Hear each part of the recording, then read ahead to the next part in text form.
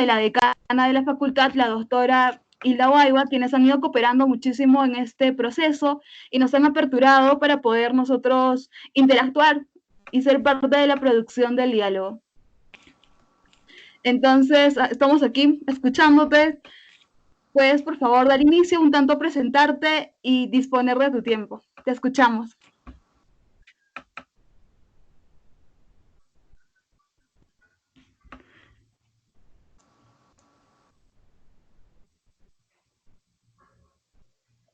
Adelante, Jorge.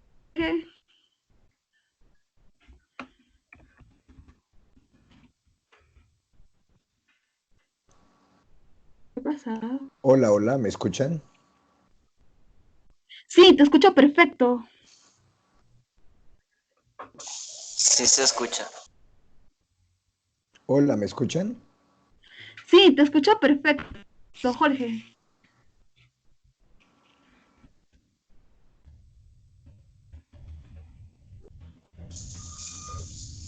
Buenas, sí se escucha. Yo, Jorge.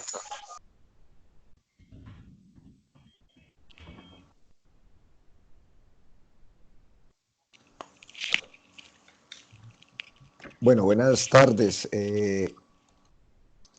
Voy a hacerles la presentación de una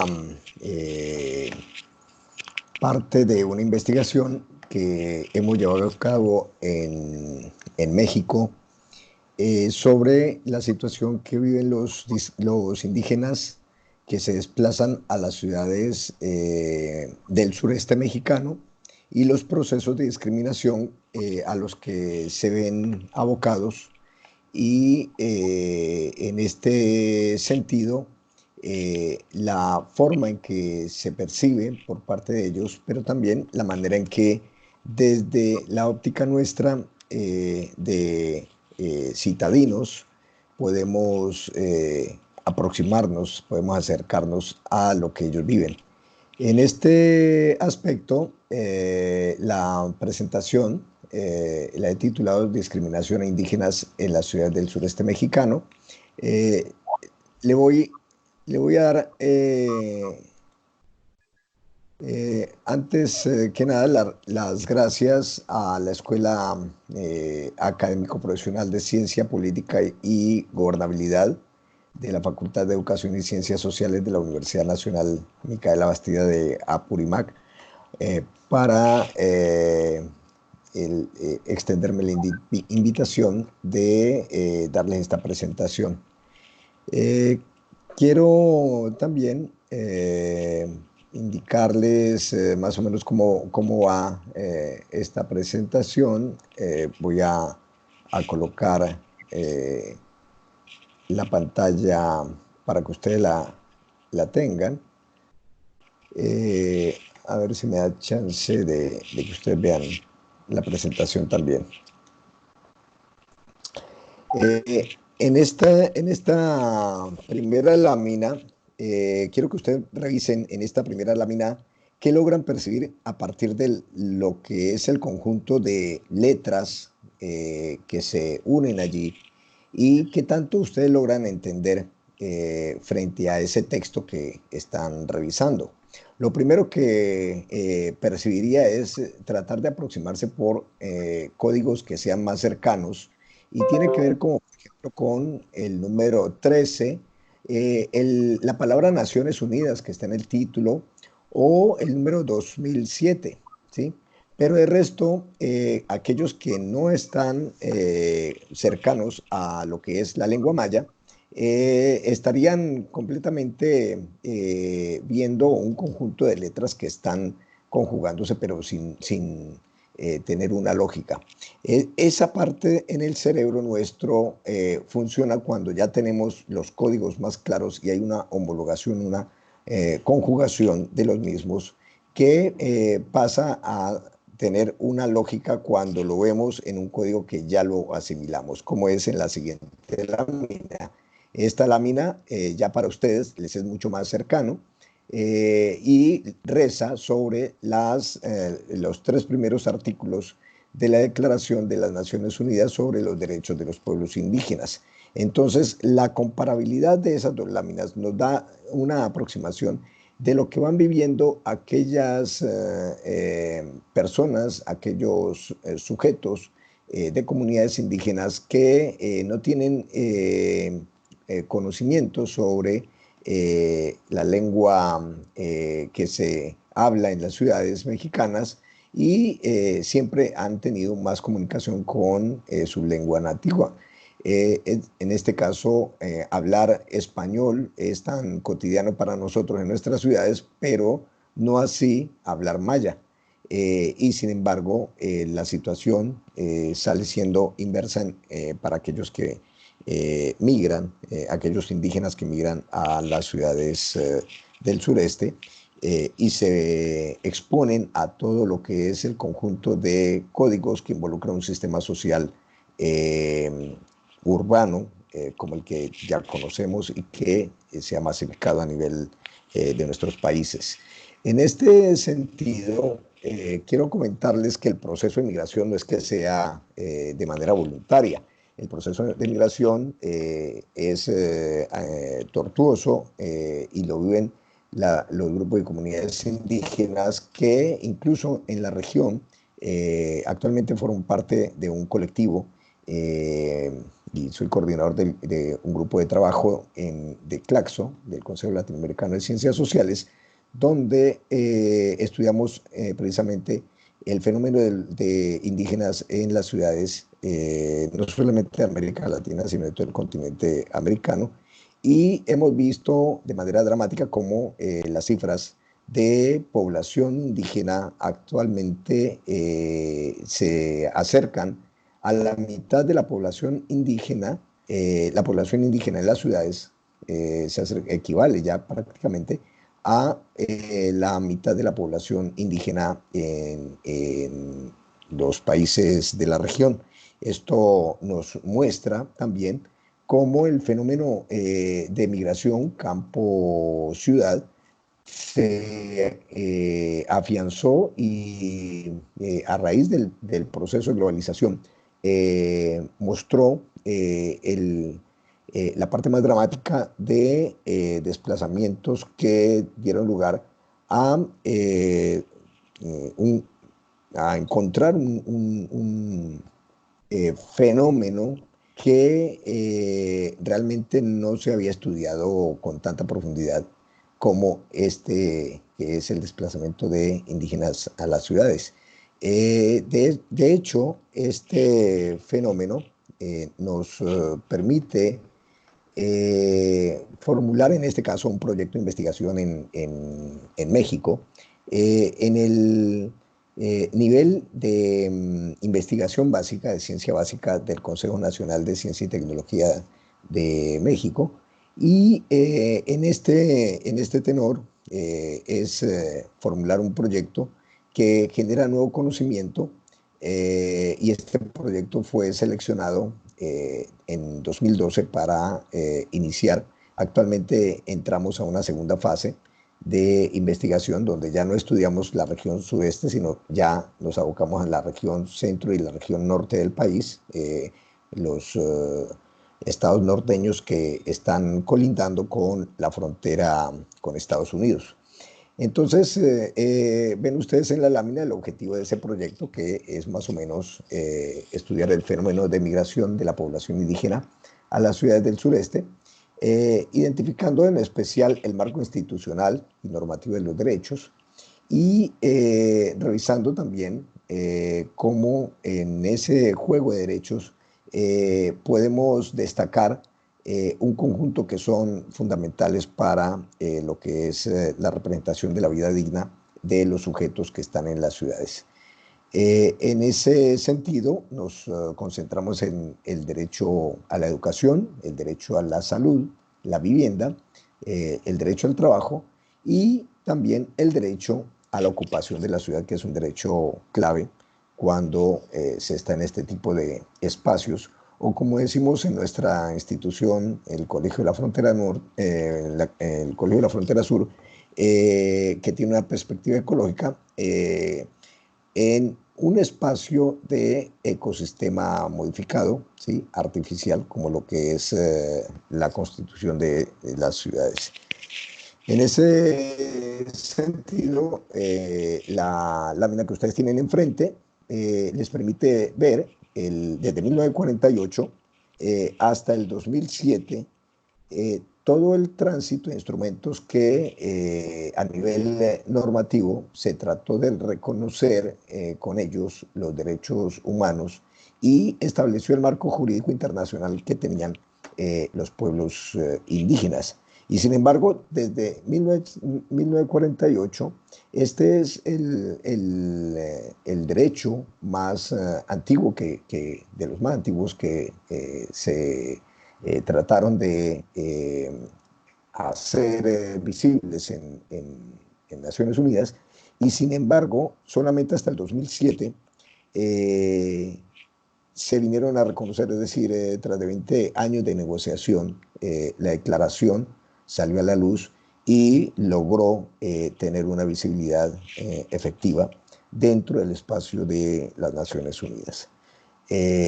También eso nos muestra que tanto nivel de resistencia se da frente a los sistemas sociales que son dominados principalmente por grupos no indígenas y donde las poblaciones indígenas salen siendo vulneradas.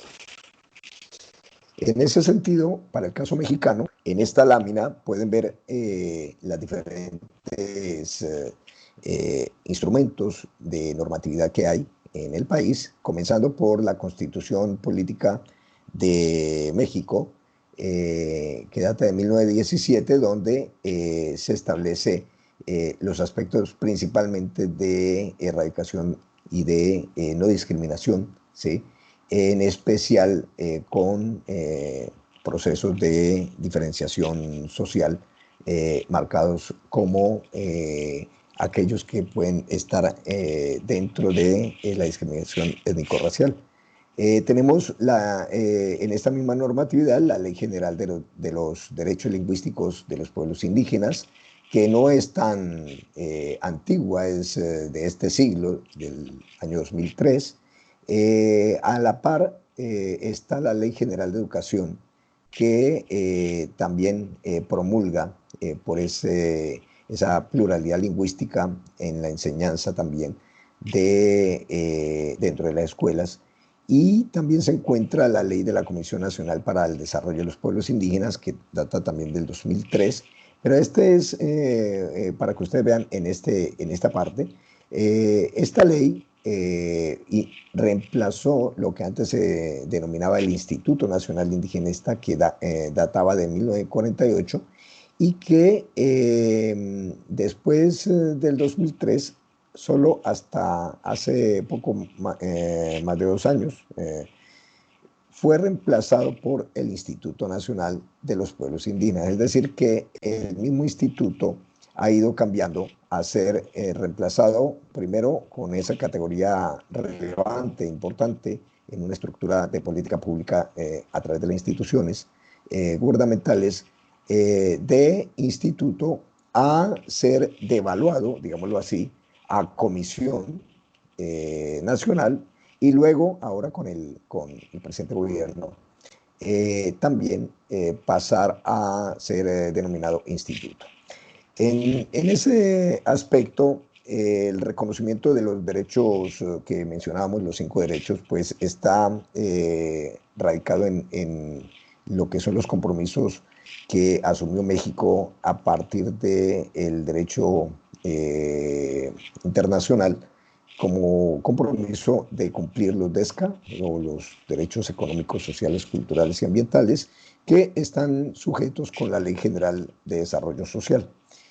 A la par de esta ley se encuentra la Ley General de Educación, junto con la Ley General de Salud, la Ley General del Trabajo y la Ley General de Vivienda, que establecen también, a la par de la Ley General de Asentamientos Humanos, el pool normativo que le da cuerpo para no solamente el cumplimiento por parte de México de esos compromisos, para que los 5 derechos que mencionamos puedan ser no solamente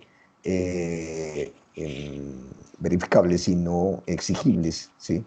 Para que tengan asiento dentro del diseño de la política pública en el país. Pero ese diseño de política pública no tiene ninguna razón si no se cuantifica la magnitud de la población, que debe ser la que representa en términos numéricos y en términos de presupuesto el equivalente de la magnitud de los compromisos de esos derechos. En ese sentido, el debate que hay en México es de qué tamaño de población estamos hablando cuando referimos a la población indígena. En esta lámina que ustedes ven, tienen desde 1930 hasta el 2010 la secuencia de los censos de población que se han llevado a cabo en México y la magnitud de la población total en la primera columna, que va desde 14 millones en 1930 hasta el 2010 con 101 millones de personas, y ven la proporción de población indígena que de acuerdo a esos mismos censos se ha estado identificando con la categoría de población hablante de lengua indígena, es decir, un 2.3 millones, ¿sí? Que equivale al 16% de la población. En 1930 pasó a ser 6.6 millones, que en términos proporcionales respecto a 101 millones equivale a 6.5% de la población reconocida con esta categoría. Ahora, esta categoría está matizada principalmente y está condicionada por la forma en que se diseñan los cuestionarios en los censos de población para establecer esa batería de preguntas de reconocimiento de características como indígenas, en este caso, que tanto hay un reconocimiento a partir de si habla lengua indígena. Esta es la categoría oficial, pero hay unas preguntas adicionales que recién se van abriendo y han tomado fuerza en el espacio de los censos para que investigadores como nuestros colectivos, tanto en México como en la región, le den una apertura a el debate de qué magnitud real de población indígena es el que tendríamos que estar tomando, ¿sí? Y en ese sentido estaríamos llevando el debate a qué preguntas adicionales son las que se requieren incluir en los cuestionarios para que la visibilización de la población indígena sea mucho más clara, más evidente. Por aspectos de tiempo, voy a pasar un poco estas láminas. En la primera gráfica, digamos, en esta lámina, encontramos el mapa de la inmigración internacional de población indígena hacia México, ¿sí? Y la inmigración estatal, es decir, las migraciones que se dan dentro de México de población indígena, como para ir aproximándonos a esto que es el fenómeno de los desplazamientos de la población indígena. Si ustedes ven, el nivel de dispersión que hay de la migración internacional indígena, de la inmigración internacional indígena, es mucho más, digamos, de menor dispersión, mientras que en la inmigración estatal es mucho más dispersa y mucho más amplia que lo que ocurre a nivel internacional. Esta parte es lógica y nos muestra también la recomposición del país a nivel de estos desplazamientos. Y en este sentido, la región sur de México, el sureste mexicano, que se caracteriza por ser una región de población indígena de alta proporción, pues nos permite ver cómo esta población empieza a desplazarse no solamente a lugares cercanos de sus lugares de origen, de sus territorios indígenas, sino a territorios que le son incluso ajenos en términos de identidad, no solamente en las ciudades, sino también en estados diferentes, mucho desplazamiento de población indígena hacia ciudades como Guadalajara, como la misma Ciudad de México, como regiones de la costa Caribe, de la Riviera Maya, que están alejados de estados como Chiapas, como Oaxaca, que son estados con alta proporción indígena. En esta parte es donde les refería los cálculos que nosotros hemos hecho a nivel del censo de población, los contrastamos con lo que ha hecho el Consejo Nacional para la Evaluación de la Política Pública, que también son diferentes al indicador o al volumen de población de población indígena que se contabiliza como oficial. El mismo Coneval, que es un ente que está dentro de la estructura del Estado mexicano, contabiliza 18 millones de indígenas. Y nosotros, a través de un conjunto de indicadores del mismo censo, estamos identificando poco más de 22 millones, es decir, 4 millones adicionales. Esto es relevante porque la diferencia nos muestra de qué magnitud es el presupuesto que se está colocando en la agenda de la política pública para cubrir las necesidades de la población indígena y en especial qué pasa con la población indígena que se desplaza a las ciudades para poder hacer que se puedan cumplir los derechos, los DESCA, en estos ámbitos. Perdón, la metodología de investigación que se usó a partir de ahí ya es más de carácter cualitativo y en este caso se aplicaron no solamente técnicas como fueron las observaciones en mi territorio, sino también entrevistas abiertas, entrevistas cortas de léxico, también para hacer la recopilación, la compilación de la forma en que se establecen los códigos, las maneras de comunicarnos. Luego de entrevistas semiestructuradas, también se hicieron grupos focales, ¿sí?, o de discusión en estos territorios y nos concentramos, por ejemplo, en esta parte de la información en 3 ciudades de Quintana Roo, como son la ciudad de Chetumal, que está desde donde les hablo, que es al lado de Belice, pero que es territorio mexicano. Estamos aquí al lado del Caribe mexicano.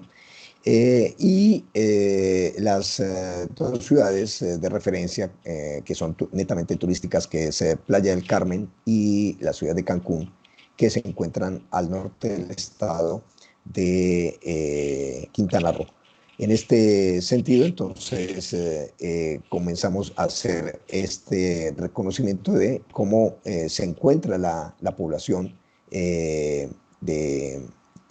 indígena, de acuerdo a las lenguas, distribuida en esta región sureste, ¿sí?, donde se localizan los estados de Chiapas, Campeche, Tabasco, Quintana Roo y Yucatán, y cómo esta población estaría migrando principalmente a las ciudades de la región sureste que corresponden al cinturón urbano, como son desde la capital del estado de Chiapas, que es Tuxtla, junto con San Cristóbal de las Casas, la ciudad limítrofe con Guatemala, que es Tapachula, las ciudades de Villahermosa y Ciudad del Carmen, que son ciudades netamente petroleras, junto con las ciudades ya de la península de Yucatán, como son la ciudad de Campeche, la ciudad de Mérida,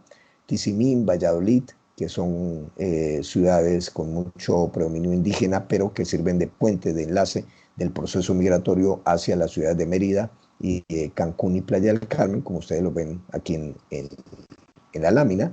Y en esta parte, la ciudad de Chetumal, que se encuentra aquí en esta zona sur, que en este caso pues limita con el país vecino que es Belice. Entonces, en ese sentido, la concentración de la población, aquí se las muestro más que nada como en intensidades. Pueden ver cómo aquí tenemos la ciudad de Cancún en la primera lámina, en la primera mapa de la lámina. Lo que va en degradé con color intenso hacia azul oscuro es el mayor predominio de la población indígena, ¿sí? Y ustedes pueden ver en dónde se van concentrando. Lo mismo pasa con la ciudad de Playa del Carmen, y enfrente de Playa del Carmen se encuentra la ciudad de Cozumel, ¿sí? Que es en la isla, es el asentamiento urbano de la isla llamada igual Cozumel. Y en contraste con la ciudad de Chetumal, ¿sí? Que si ustedes ven, para el caso de Cancún, hay más concentración hacia la parte central de la ciudad, mientras que en Quintana Roo, perdón, en Chetumal, es más hacia las partes externas de la ciudad. Entonces, es un fenómeno bien interesante que nos dio mucho de qué investigar para profundizar en la investigación. Y en el caso de las percepciones de la discriminación, que son las que más nos interesaron, para que ustedes lo tengan ya como para ir cerrando la conferencia, vimos las percepciones de esos cuatro derechos, el derecho a la vivienda, el derecho a la educación, el derecho al trabajo, el derecho a la salud. Y aquí en esta lámina tenemos un recuento de lo que se veían esas percepciones. En el caso de vivienda, lo primero es la dificultad que mencionaban los indígenas cuando se desplazan a la ciudad. La dificultad de encontrar vivienda es una situación muy fuerte, porque les implica a ellos incluso llegar a espacios ajenos, pero no solamente el mismo espacio ajeno de la ciudad, sino tener que dormir a la intemperie en parques, dormir en zonas donde no hay cubiertas, protección de techo, ¿sí? Y tienen que quedarse, por ejemplo, de manera temporal cuando hay vínculos con alguna persona, algún amigo, ¿sí? Que sobre todo viene de la misma región, o comienzan a vincularse con pequeños departamentos en colonias populares, también donde pues no pueden cubrir todo el departamento, sino que se establecen como estrategia el unirse varias personas para compartir la misma vivienda e incluso compartir el mismo cuarto. Llegan en ese sentido lo que les mencionaba de ocupar el espacio público para dormir, estando a la deriva por no tener un lugar fijo,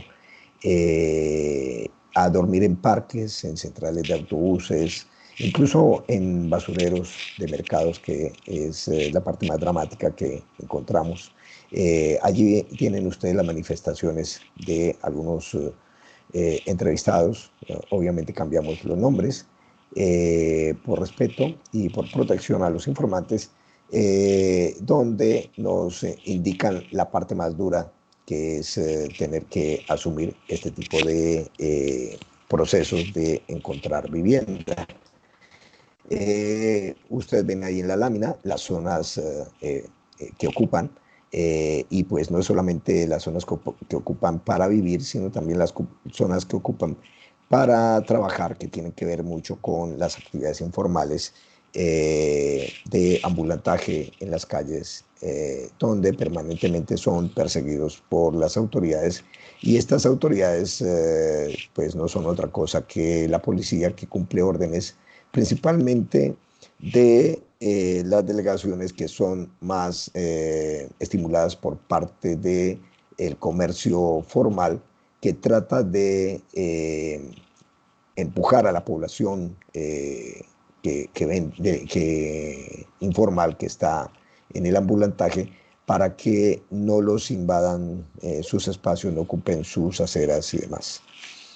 En este aspecto, aquí tenemos también algunas menciones sobre la condición laboral de los indígenas que tiene que ver con el derecho al trabajo, cómo esta situación pues, es permanentemente deplorable en la manera en que se van vinculando, pero también establece muchas situaciones que son hasta incluso contradictorias, porque ya encontramos nosotros lo que tiene que ver con la vinculación laboral de tipo marginal, que de alguna manera nos lleva a ver a la población indígena como informales, siendo una misma masa de fenómeno laboral, pero hay que reconocer qué tipo de fenómeno se está dando. Es la marginalidad de lo marginal, que es algo mucho más dramático porque el mismo proceso de globalización, el recorte de costos que realizan las unidades formales para tratar de mantener bajos sus costos para que tengan suficientes ganancias, lo hacen a costa de vincular mano de obra que es fácilmente removible, y se encuentra uno con la mutación de la informalidad de población pobre urbana a población indígena que es de reciente migración y que está llegando a este tipo de espacios. Otro aspecto que nos muestra es que anteriormente migraban eran los hombres, ¿sí?, de estas comunidades, y actualmente están migrando hombres y mujeres, y hay situaciones donde están migrando mucho más las mujeres, y las encuentra uno en este tipo de espacios urbanos, asumiendo una serie de costos sociales bastante altos. Encontramos también cómo este tipo de espacios se va llenando de mucha vitalidad por parte de la presencia de la población indígena en situaciones tan adversas como lo que ocurrió con la Ciudad de México después de que se dio el terremoto del siglo pasado, a finales del siglo pasado, donde el centro histórico, o lo que llaman el Zócalo capitalino, alrededor de la Ciudad de México, de este Zócalo, pues todo lo que fue el comercio formal y también las viviendas sufrieron mucho a raíz del sismo, y entonces se desocupó el centro histórico. ¿Quiénes ocuparon el centro? ¿Quiénes se quedaron allí? ¿Quiénes lo revitalizaron? Fueron los indígenas, quienes en esta situación marginal siguieron ocupando viviendas, o lo que llaman las vecindades. Me imagino que tienen algo de cercanía con, en su momento, las presentaciones de El Chavo del Ocho con la vecindad, etcétera. Y ustedes a partir de ahí ven la dinámica que se da en estos lugares. Pues en el centro histórico ocurrió eso. Llegó a reemplazar la población que migró por el riesgo de que se cayeran estas edificaciones, a ser reemplazada por población indígena que ocupaba estos espacios, bien sea por invasión o bien sea por bajos costos, ¿sí? Y el centro histórico se revitalizó a través de ese proceso, y toda esa zona, quienes han viajado a Ciudad de México, reconocen cómo esa población y ese espacio fue recuperado, ¿sí? Fue ocupado por esta población, y actualmente fue recuperado a nivel tal que el mismo proceso de globalización, que no solamente pasa en las ciudades suramericanas, sino también aquí en México y en toda la región, empezaron a montar proyectos a partir de la recuperación de centros históricos. Y ese esquema de recuperar centros históricos no es otra cosa de cómo volver a llevar el capital, en especial el capital financiero, a ocupar el centro global, que es el centro de la ciudad. Y esto se ha estado dando en el caso de la Ciudad de México y de otras ciudades en el país, en la ciudad de Guadalajara, la ciudad de Monterrey, etc.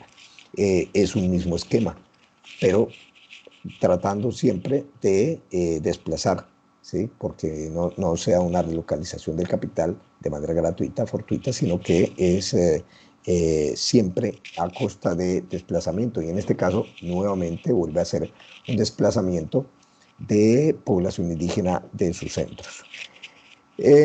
Aquí vimos en esta lámina también el proceso de discriminación educativa que sufren los indígenas cuando llegan a las escuelas. Ahí hay varios procesos de discriminación en la misma secuencia de políticas públicas, porque la discriminación se da primero en los espacios de origen y luego son nuevamente discriminados en los espacios de destino. En el caso de la población indígena que llega a las escuelas urbanas, se ven pues prácticamente discriminados porque pues, no logran comprender los códigos y la lengua, el idioma español. Y los mismos maestros empiezan a catalogarlos como enfermos, directamente enfermos mentales, ¿sí?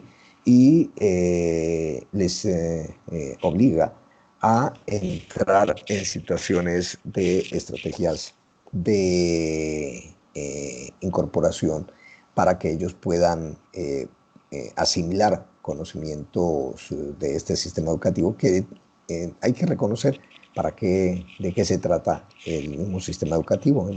Se requiere es que la educación le brinde conocimiento a la población para que pueda asimilar órdenes. En el caso de la población indígena, en un sistema educativo, en especial la educación básica, pues lo que logran asimilar es realmente poco.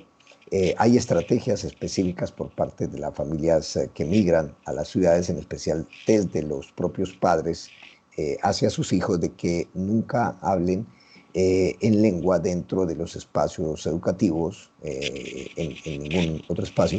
Si lo hicieran, pues son fácilmente señalados y discriminados, y por eso es la idea.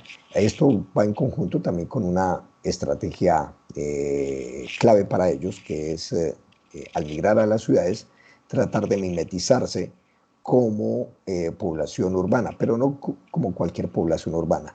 Se mimetizan, se asimilan como la población más cercana hacia ellos, que en términos de condición, que son los pobres. Es decir, para ellos ser pobres urbanos es mucho mejor, es un estatus mucho mayor que ser indígenas. Y ese es un resultado muy, muy fuerte, muy duro y contundente, porque pasa por asumir un costo alto, un costo social, que a nivel nacional, a nivel de país, es muy alto, que es el costo de la pérdida de identidad de la población.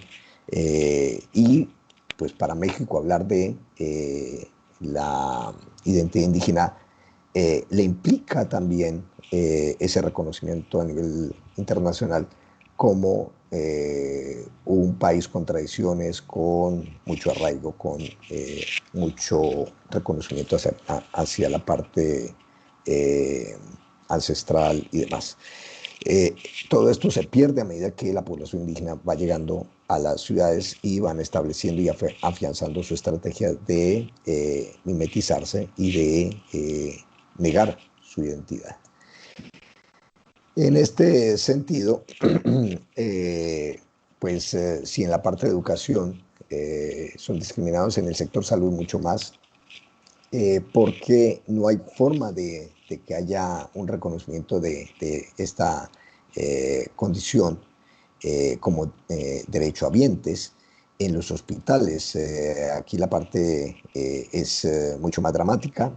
Hay situaciones donde se dan muertes por parte de mujeres que están llegando en embarazo a parir a las puertas de los hospitales y no los atienden porque su condición indígena les es negado el derecho a acceder al servicio de salud. Muchas otras situaciones que les podría relatar, pero voy a ir cortando para no pasarme tanto de tiempo. Para el caso de las conclusiones que tienen que ver con lo que les he estado mencionando, la primera, la fundamental, es la necesidad de tratar de que la población indígena tenga un reconocimiento desde las propias estadísticas para poder visibilizarlos y que pueda ser incluido dentro de la misma política pública a nivel de presupuesto. Es un tema y de hecho en nuestras investigaciones, reconociendo que esta presentación está en el marco de unos cursos de verano allí en la Universidad del Perú, es también para que aquellas y aquellos jóvenes que están a nivel de licenciatura o que están ingresando vean la importancia de por qué una investigación científica, como es una investigación de ciencias sociales, tiene que dar unos pasos mayores a solamente aportar conocimiento y que tengan eco, tengan impacto en política pública, como es el hacer visible a la población indígena en este proceso. El segundo aspecto es ese marco de discriminación que actualmente nos ha remitido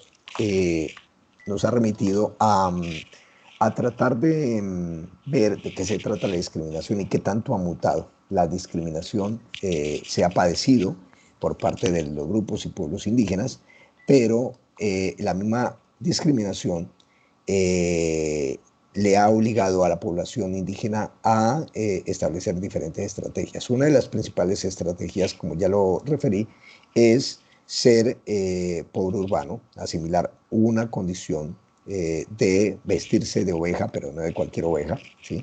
Sino la más marginada de las ovejas en el espacio urbano, pero que eso le habilita a ella a acceder a esa población, a acceder a políticas públicas dirigidas a ciudadanos pobres urbanos, no a población indígena en las ciudades.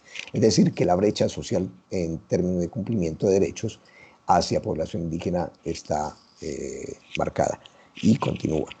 El otro aspecto que me parece mucho más grave, que es lo que nos ha dado lugar a que el proyecto sea reconocido y de alto impacto y que esté dando pie a continuarse la investigación, es cómo la discriminación actualmente ya no es ejercida por parte de los estamentos y por parte de los grupos sociales, donde el discriminador está ajeno a la población indígena en este caso, sino que la misma población indígena es la que está operando en una manera, digamos, entre comillas, utilizando el lenguaje técnico del siglo XXI, de manera inalámbrica, ¿sí? Ya no está conectado a el que lo discrimina, sino que es la misma población la que está ejerciendo la discriminación y ellos se están autodiscriminando. Y eso lo observa uno de manera clara cuando se establecen los segmentos que se realizan para ver qué tanto la población indígena ocupa qué tipo de espacios en la ciudad.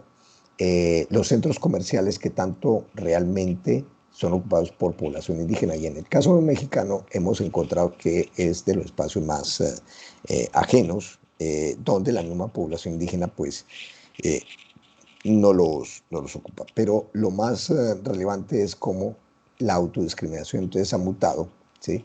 A convertirse en un chip, ¿sí? Y ya no son acciones directas, sino que es un chip que la misma población indígena está teniendo para ejercer la discriminación, para que el mismo sistema que discrimina esté siendo colocado hacia ellos y ellos sean los principales sujetos para que el proceso de discriminación se continúe. Esas son, digamos, mis consideraciones en términos de lo que les quería comentar, algo así muy rápido porque teníamos corto tiempo, pero espero que les haya interesado. Le doy la palabra allí a las colegas que están coordinando el evento. Muchas gracias, quedo pendiente. Hasta luego. Muchas gracias, Jorge.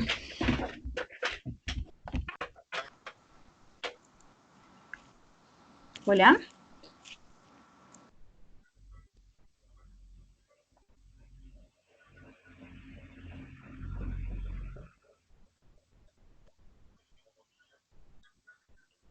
Hola, ¿se logra escuchar?